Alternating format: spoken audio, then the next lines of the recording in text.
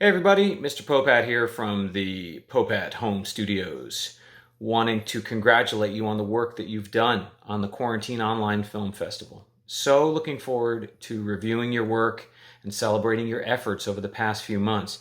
I know it hasn't been easy, but I'm sure that you'll look back on this time when you had to do all the work without the bells and whistles and the equipment that we have at the school as quite possibly some of your best work, or at least something you can be super proud of, because we're proud of you guys.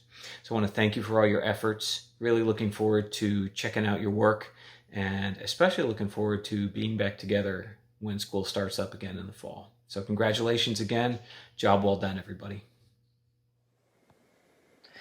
Hello, parents and students and friends of students and other people on the internet. Thanks for tuning in for our quarantine film screening. Normally we would have a screening the last day of school in our recital hall. That's what we do most years, and that's not possible this year. So I put everything online.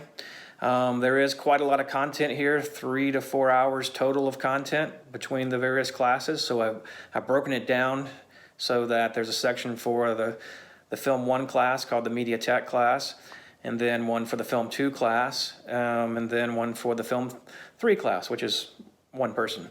So anyway, there's some good content there.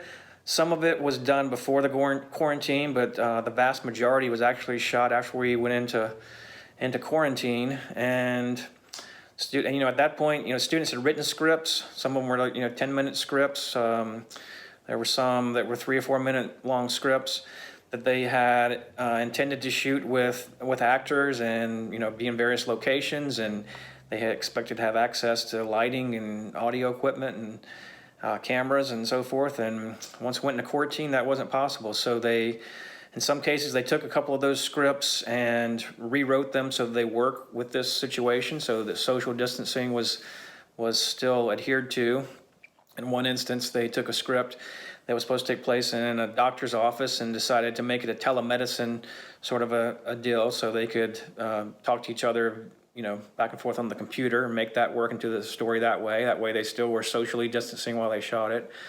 Another situation is they had something that took place originally in a cafe, but they just set it into the room of a house, and had one actor shoot his part at his home, another actor shoot his part at his home, and then combined it so it gives the illusion that they're sitting in the same room talking to each other. With the morning class, everybody wrote a short script, and then we combined each of those 12 scripts into one long script.